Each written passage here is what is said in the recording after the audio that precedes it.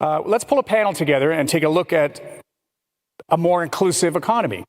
And sometimes it can seem that, you know, we're stuck because it just seems like too big of a thing to try to accomplish. But there are examples of it and solutions to that in the country in the microcosm. So let's talk to three people and invite them to come on the stage, please, who have been thinking about what it means to build a more inclusive economy and what that looks like in their microcosm, and perhaps there are solutions there. So joining me on the stage right now is Andrew Chunilall. He's with the Community Foundations of Canada. Michelle Quintyn is the CEO of Goodwill here in Ontario, and also works with the London and Region Inclusive Economy Committee. And we've already been introduced to the grace of Alicia Dubois from the Alberta Indigenous Opportunities Corporation. Welcome to the stage, folks. So let's begin with a survey, if we can. When you look out in your prism and in your area of the economy that you care about and that you're active in, where is it leaving people behind? Would you like to begin? Thank you. And first of all, it's a privilege to be here and to be able to give voice to a topic that I think needs a lot of voice and attention. As I look, so Goodwill and the work we're doing in the inclusive economy is really about bringing the haves and the have-nots, the people who are struggling to have financial security and prosperity, who are struggling to access education and healthcare, who, you know, in a minute, a stolen bike or a broken refrigerator can derail their lives, into a more inclusive opportunity for all. And we see this struggle, you know, obviously we all know it's growing and it's exacerbating because of the climate crisis and the pandemic, but what we're seeing also is a crisis of racism and oppression and a very significant problem with mental health and addiction. The two kind of go together. And what we're facing is a real moral and ethical crisis, some really tough decisions that have to be made about making sure that everyone has access to work, to prosperity, and to the things that we all take for granted to kind of fuel our lives and our happiness. I just want to end by saying that Goodwill hires people who are shut out of the labor market, who are idling in systems like the welfare system, the justice system, the wrong part of the healthcare system, and often who lack the skills and the education to participate. And yet we have demonstrated 130,000 employees in North America. Pre-COVID, we were placing someone in a job every 30 seconds, that there is opportunity to build the potential, the skills, the soft skills in particular, and the participation in civil society and the workforce in every single person. I'm excited to hear this opportunity. We'll get to that in a moment. Andrew, where do you look out of the economy and where do you see it just not satisfying what many needs are? Yeah, I think Michelle hit the nail on the head when she talked about accessibility. Oftentimes when we think about inequality, we think about income. And one of the measurements of income in an economic system is something we call the Gini coefficient. And in Canada, for the last 30 years, our Gini coefficient has been somewhere in the low 30s. To put that into perspective, Gini coefficient of 0 is a perfectly equal society in terms of income distribution. 100 is perfectly unequal. No economy is either 0 or 100, but in between somewhere. As an example, in South Africa, the Gini coefficient is around 65 to 68. The United States, their 2021 Gini coefficient was in the low 40s. So our income distribution is actually really good, but that's not the challenge for us. What we've seen exacerbate in the last 20 months is that those who have capital have tended to do better in this particular economic cycle. And Thomas Piketty, who's an author and he writes about capitalism and inequality, he suggests that those with capital tend to get richer at a faster pace than the economy grows. So capital grows faster than GDP. The challenge that we have in Canada is that a very small proportion of Canadians hold most of the capital. Most Canadians do not hold financial assets or significant financial assets. And what I mean by that is real estate, stocks, bonds, or shares in private companies. And so when we think about inequality and accessibility, it also relates to capital. How do we make capital more accessible? In our economic system, we know that we're leaving Indigenous communities behind, we're leaving Black Canadians behind, we're leaving those with disabilities, gender parity on pay, whereas leaving women behind. So we need to look at those very specific areas, not just with respect to income, but how capital is impacting those communities. Okay, Alicia, where do you see the problems firsthand? Well, I'll speak from the perspective of Indigenous peoples in Canada, and unfortunately the list is really long just because there has not been the same services or quality of services provided to Indigenous communities. But essentially we see education gaps, marginalization from the economy and financial infrastructure, and limited access to capital. We see bias that permeates through most of the structures in Canada, including the criminal justice system, so the high representation in criminal justice system, high representation in child services, and that of course erodes families, and that declines the ability for communities to be well in a very general sense.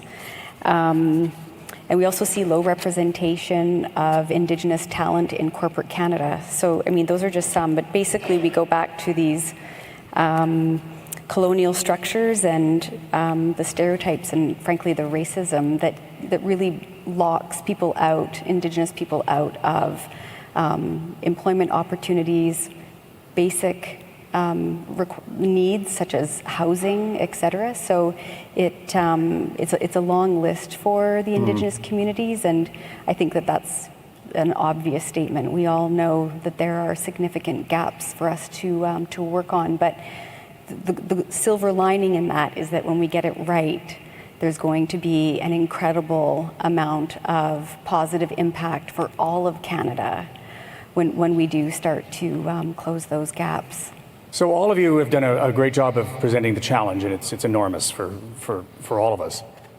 Let's go to some of that positivity and where you see real change happening. And a reminder as well to the folks in the hall here and also those on the live stream to access the apps, to ask our panel any questions you may have, and we'll get to that in a moment. But are there solutions that you are running across, and I'll start with Michelle, that have surprised you with the traction that they get and that you think is scalable maybe for either other communities or even the country as a whole?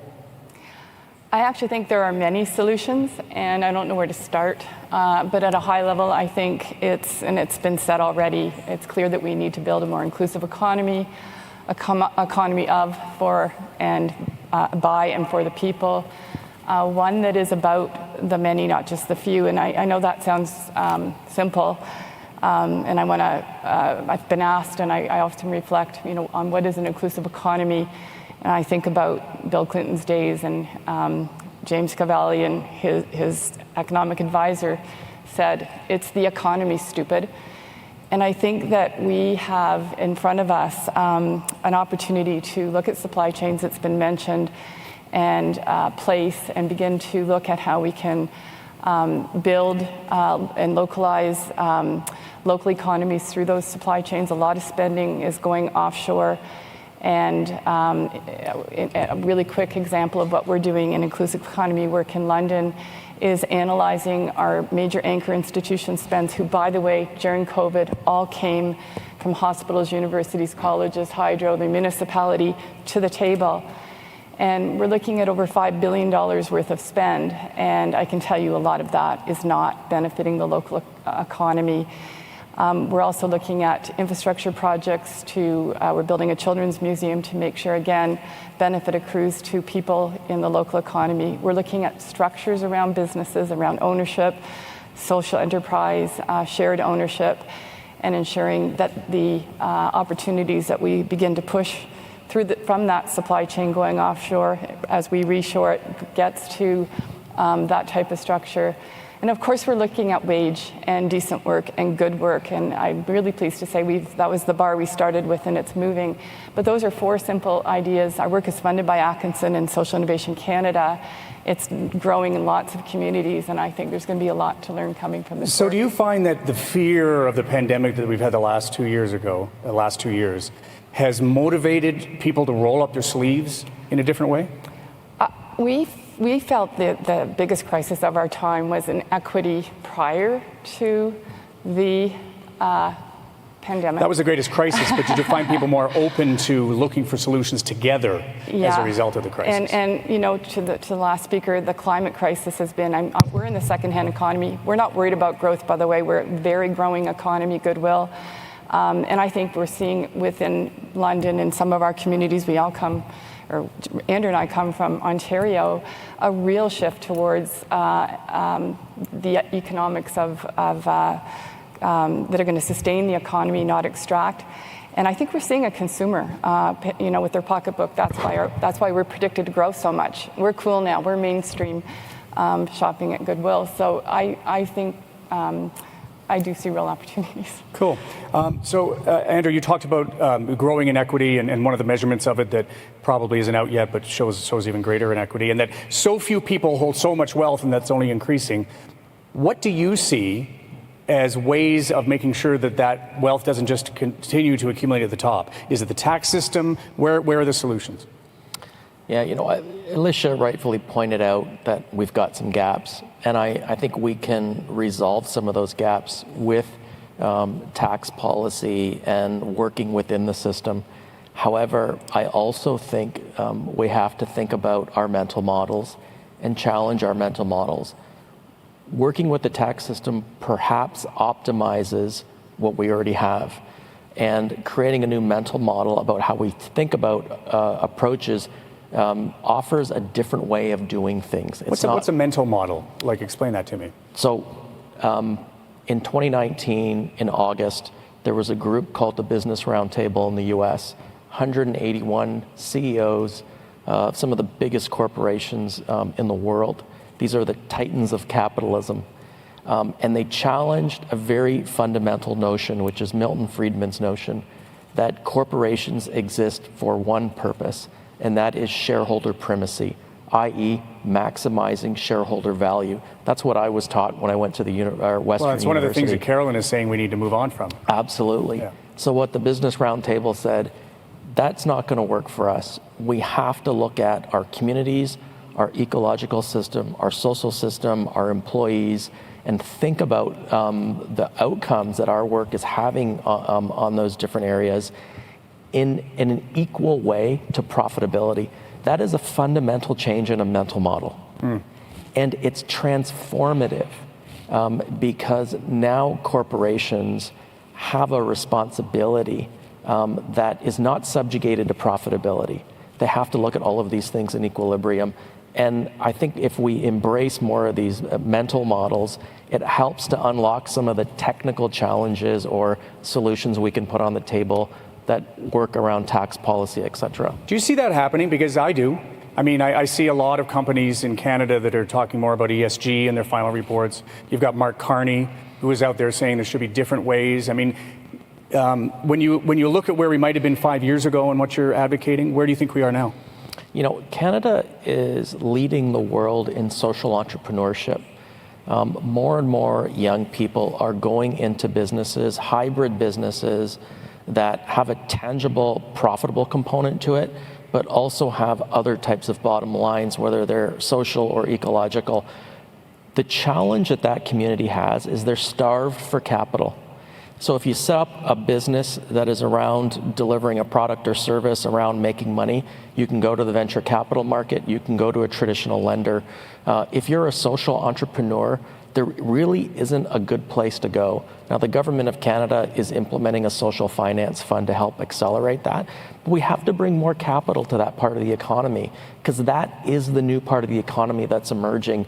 That can come from pension assets, that can come from philanthropic assets, that can come from government providing first loss capital. There's lots of ways to enact that part of the economy and to grow the economy, to our previous speaker, in the right way. So, Alicia, that capital is one of the reasons that you left a very big job, and to try to increase the amount of capital that's flowing to Indigenous First Nations across the country. Where do you see that? Have you seen positive movement in that? Certainly, yes. So before I was in my current role at the Alberta Indigenous Opportunities Corporation, I was at CIBC, and I created their Indigenous market strategy and then built the team nationally and ran it. And we were, I would say, from a commercial lending perspective on reserve and serving Indigenous clients, we were third on the scene. So RBC was first on the scene, followed by BMO. And then we came on third, and we did do it somewhat differently. For those who really enjoy finance, the beauty of lending to Indigenous communities is that they shouldn't be classified as diversified markets. They should be classified as HUMs, or MUSH, depends on what institution you work for. And that's actually the key to how you lend to them. But not a lot of people understand that. And so what we do see is other programs popping up. So, for instance, there's the AIOC where I work, and we're supporting Indigenous investment in medium to large scale projects through loan guarantees. So the capital is actually coming from your traditional financial institution, but we backstop it. So And why do the banks need you to do that? Well, in some instances, it's the sheer size of the investment. So our minimum investment is 20 million and our maximum is 250. That's a lot of debt for a community to take on. And a lot of these projects are greenfield, so construction always has higher risk, and there's ways to de-risk, and we can get into structuring deals, et cetera, and that's always fun. But the ultimate aim here is to ensure, Indigenous communities have the tools they need to be able to do their own due diligence and make informed decisions. So we do have a component of our program that supports that, and that's a capacity grant. So they don't have to pay that back, and they can walk away from the deal if their due diligence shows them that it's actually not going to mesh with their values or their objectives as a community. And then the other component is that we support very low-cost borrowing, so they actually are able to keep more of the revenues that the project generates relative to their investment, because with a guarantee from the government, the banks are prepared to lower the interest rates. At the end of the day, we do look for bankable deals, and this is really important. It's important to be doing commercially viable deals. The last thing you want to do is set up the communities for failure, because we do see industry players wanting to use our program as a means for them to actually launch what they want to accomplish. So, we're the Alberta Indigenous Opportunities Corporation, not the Alberta Industry Opportunities Corporation. So we really do measure that carefully. But the aim is to ensure that we're setting up the communities for success, because anybody who knows how communities work, they don't have fee simple land. It's Crown land. So the security package looks different. And I think that's an important point. The asset class is different, exactly, right? Yes. And so what you're doing is it's cash flow lending. So if the project that you or we are looking to create a partnership around is not commercially viable, you risk the community using those cash flows to advance other social programming initiatives or to drive economic development in another way. And that can cause a very negative domino effect if you aren't very conscientious about the risk parameters of the project that you're assessing. So there's a lot of, we're a Crown corporation. Obviously, we have a fiduciary obligation to taxpayers, and we don't take that lightly. But what I really don't take lightly is ensuring that we're setting up Indigenous communities for success. Because the other element is that with Indigenous peoples in Canada, we're new on this journey to creating a new narrative. And business is a tremendous way to break down stereotypes and biases. Yeah, although they're not new. I remember 20 years ago, I did a documentary where I visited the Soyuz band and a few others and some chiefs that were really sort of playing with this. And my surprise as an outsider has been that other First Nations haven't said, oh, well, you're doing all this experimentation. I like what you're doing. Let's just scale this to what we're doing. Is my perception a little skewed that we haven't made as much progress as we could, given that a lot of this good financial experimentation is actually happening through the leadership of First Nations leaders? There certainly has been progress, but I'm talking about more of the tension socially between Indigenous and non-Indigenous people, and ensuring, because the issue is that in the event projects fall down, there's a greater likelihood that Canada will look at it and say that it's a cultural problem, that it's because Indigenous people are engaged in it. That's the weak link, and therefore that's why it failed.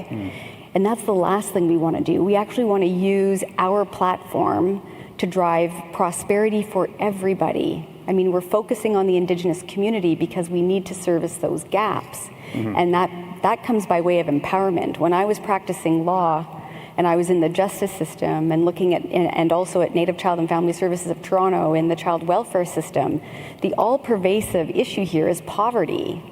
And that's what made me go to banking. Like, banking was not what I really wanted to do, but it was the way, because all I wanted to do was move the dial for people who I feel intrinsically connected to. I recognize that it's through the economy that we drive wellness.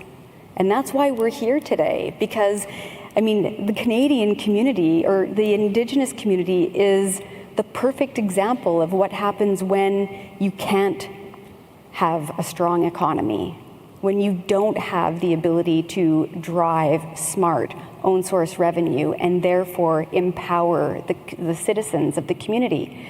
This is what Canada is staring at.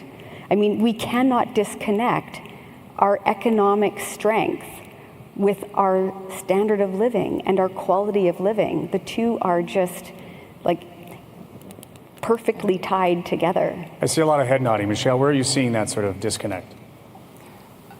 I'm just totally agreeing. If I could take this moment to speak to a concept that I want to call work first, and I want you to all think about housing first.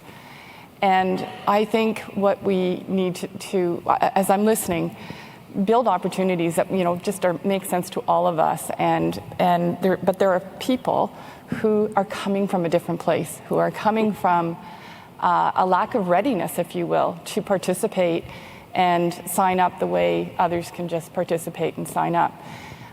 So we have had a little bit of funding from government. We would like a lot of funding from government, but we did get funding from a bank to demonstrate that if you give a person who's not ready to work a job and the embrace of a working community, the dignity of a paycheck, and take them off the social assistance framework and spend that money, it's about $7,400 or $500 a year to just give a person a pay, and it doesn't talk about all the indirect costs of the bureaucracy behind that person that's in the social assistance framework or welfare. Give them a job and then integrate some health care, wellness, particularly mental health resources like DBT, CBT. I'm an OT nurse, I can talk like that. Integrate some intensive skills training with an emphasis on soft skills training, digital literacy, financial literacy, and integrate a culture of compassion and caring and a lot of second chances. So you need to have an employer, a social enterprise, likely an employment social enterprise or an employer that can do this. And I can tell you there's a company in Grand Rapids, Michigan, Cascade Engineering, where about 30% of their workforce is coming right now from the system in really difficult to hire labor market shortage times, because they were able to figure out how to get people into the workforce and be productive. But could I just stop you there? I'm really interested in that. How did they figure it out? What did they get that we could get? So first of all, they wanted to just do good, and Goodwill gets that. This is good. But it's about mindset. It's about a belief system. It's about equality and a belief that everybody, it's about making sure that the entire organization is open to those people being beside them, that there's no line in the sand, that divide I was talking about. You can't do this work. And I'm trying to remember his name, but the founder, this goes back, really found some theory around understanding poverty and bridges out of poverty. It's a long story. And then they started to change some policies and do a bit of training around the people that were surrounding the workers that they were bringing in. But it changed the company, it changed the company policies, and it changed their productivity. it went this way. And so that concept of ensuring, we need everybody in the labor market. I don't think anybody disagrees. We just heard this.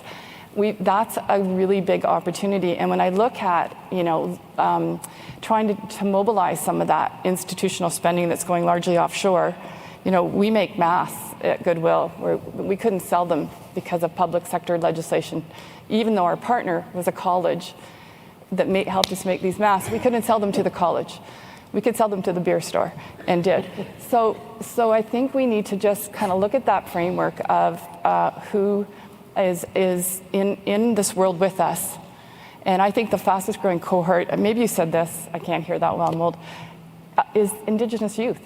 And they don't necessarily always have the place or the space. That we have to come to the people and invest the resources, not in those systems, but in communities and in workplaces. And I have nothing against those systems, but I think too many people are idling in the wrong places. Kevin, we have a question from the floor. So a couple of questions. So the first one's about immigration, actually, and the questioner is Ali Minhas, and Ali is asking about immigration, and that it has been identified as one of the critical solutions on this question, that we need more and more immigrants to Canada. How does the panel view immigration to be part of, responding to the skills shortage in Canada, and what do you think Canada can do to encourage global mobility to this country? Andrew? It's a really good question. So the birth rate in Canada, I think we all know this, during the pandemic has dropped to 1.4. The replacement rate is 2.1. Pre-pandemic, the birth rate was around 1.6. Interestingly enough, to Michelle's point, and I think what Alicia already reiterated, is that the birth rate in Indigenous communities is around 4.6, 4.9. So the only part of our community that's actually replacing itself by two are the Indigenous part of Canada, which is about 5% of Canada. So yes, we need immigration, or else we're going to have population decline. I think when we talk about immigration, we have to talk about belonging in this country. And Brené Brown, who's an author, a psychologist, and well-versed in this area, she highlights something interesting about belonging. A lot of people may not know, some people who know me will know this. My name actually isn't Andrew. It shows up not on my birth certificate, not on my driver's license. My real name is Surendra. And I took the name Andrew when I was in kindergarten because nobody could pronounce my name. And in fact, the other children gave me the name Andrew, which I took on because I wanted to fit in. I wanted an Anglo name, a normal name. And so just having the name Andrew actually helped open up a lot of doors for me in my career and in terms of social relationships. That said, the action to take a name that was not my own was an act of fitting in. And Brené Brown says that fitting in is the opposite of belonging. So when we talk about immigration to Canada, and our immigration policy is vastly different than it used to be. Most of our immigrants come from the Southern Hemisphere. They're not oriented towards the Commonwealth, Britain, or France. And it's a different culture, it's a different perspective. And if we want to encourage that in the healthiest way possible, we can't cause our newcomers to fit in. We have a role to bring people to this country and to accept them for who they are. And that is true belonging. Encouraging people to hold on to their names and their identities is true belonging. And that is actually a fundamental aspect of economic growth, well-being, and a prosperous economy. So belonging is a muscle that we have to really develop in this country because, as the question implies, immigration is an absolute must given the low birth rates that we have in this country and the fact that we're one of the most ageist countries in the world. Is that true, right? Wow. So all of you are sort of talking about the power structure as it exists now. Carolyn Wilkins was talking about how we have to move towards a broader, more inclusive understanding of what economic growth looks like. But I think it's fair to say that people with power don't give up power willingly sometimes. So I'm wondering how each of you have conceptualized the idea of how we help Canada learn to share more power so that immigrants and Indigenous people and those without means can be better integrated in whatever economy we're creating going forward. Anybody want to take that huge question on? I'd like to highlight something that I often get surprised looks at when I explain it in corporate Canada, and that's the mainstream view of power versus the Indigenous view of power. So the traditional Indigenous view of power is that if you really want it, you don't accumulate for yourself. You share it and you give it away. Once you start accumulating it for yourself, you actually lose power and influence in your community. What a great framing. Yeah, because in mainstream, you gain power and influence when you accumulate for yourself. We need to revisit that paradigm.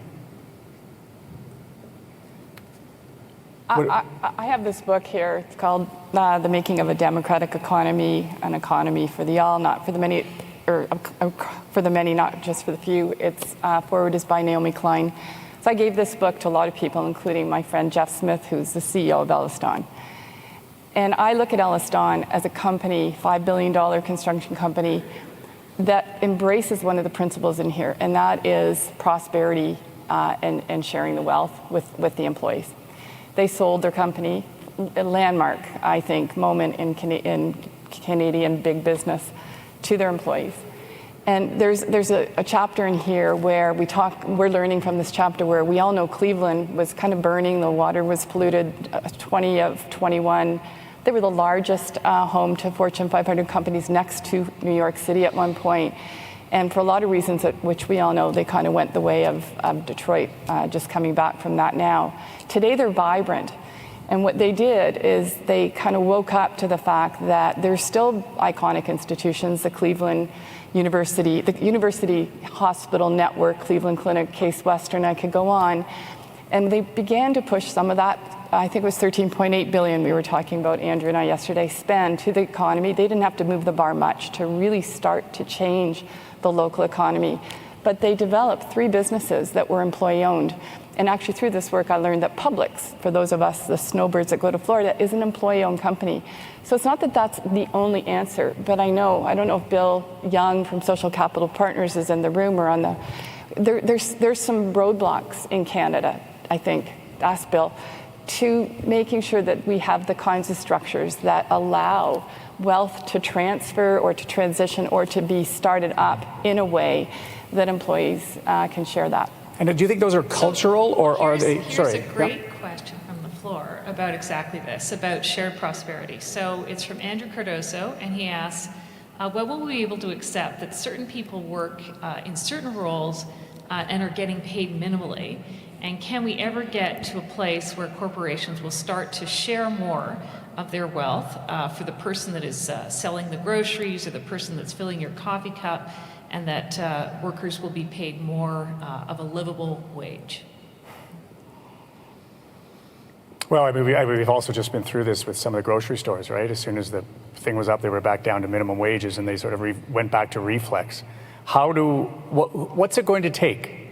Is it public interaction in a way, or what's the path forward? I'll just quickly, first of all, I didn't say that Jeff wrote a book back to me. He didn't love this book, but as I read it, I mostly think he liked this book.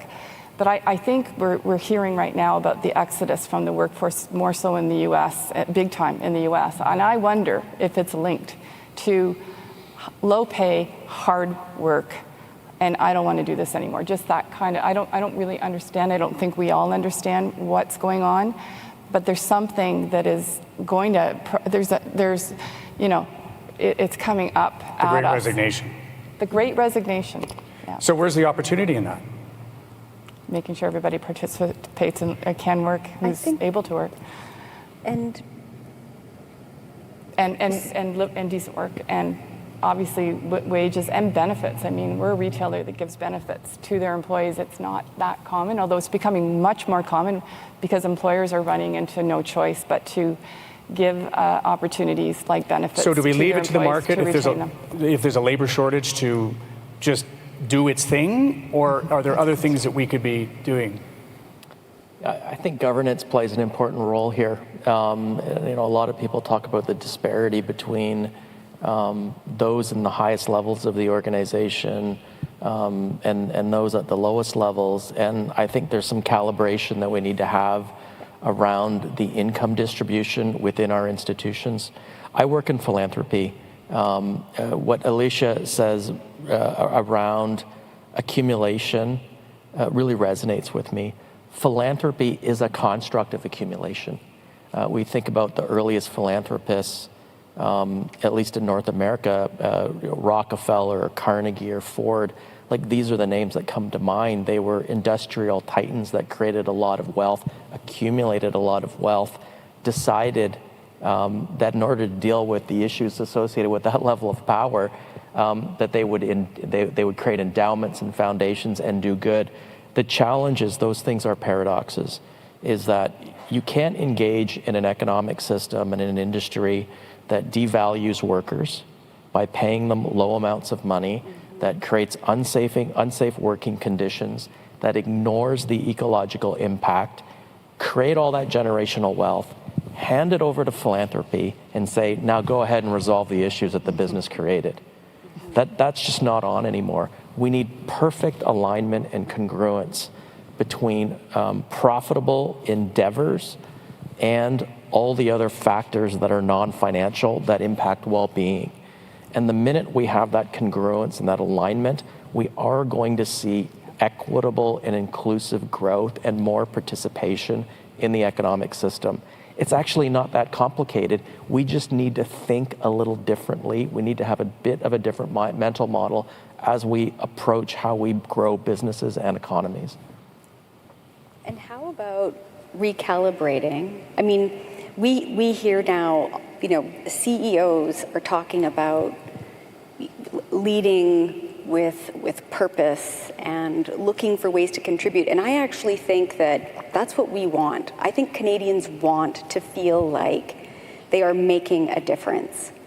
Like, I know that I have an easy gig. It's a hard gig, but it's an easy gig because I attract people who are so passionate about doing what we do. You could offer them any other job and they'd say no, because it's where we want to be. Like, Jody will understand this from the First Nations Finance Authority. So there's this value piece, and I think if those big CEOs showed that they valued, not in a hierarchical way, but in a circular way, that they valued their employees. And the recalibration of pay would be a huge way to evidence that. Like, to say, you know what, I don't need 11 million a year. So like, Michelle gave us And then how about, instead of philanthropy, let's look at other kinds of partnerships. Build diversity into your procurement process and make it happen, because then you're driving jobs, then you're driving the economy, then you're getting people to go to work. And that is where we see lives and legacy changing for all of Canadians, but also those that are most marginalized. So forget philanthropy, recalibrate internally, and build out the partnerships that you have the ability to influence. So don't expect other people to start to solve the problem. Right. Start looking at how you can solve them yourselves in each community. So just a couple of minutes left. Let's end on hope. It's always a good place to end. Who have you met in your everyday lives and that you have, draw me a picture, do me some storytelling around who you've met that you think is the person that gets where we want to go, and what have they done that you want to support and share to tell us how they got there? Is there someone that comes to mind, Andrew? Yeah, it's an author and it's a popular book, a gentleman by the name of Viktor Frankl. He wrote the book Man's Search for Meaning, and he talked about happiness And a lot of people think about happiness as a pursuit. Buy a certain type of home, drive a certain type of car, accumulate a certain type of wealth, and you'll be happy. And Victor said that, that's not how you attain happiness. Happiness is how you live your life. It's the way that you go through life, not life's goals and accomplishments.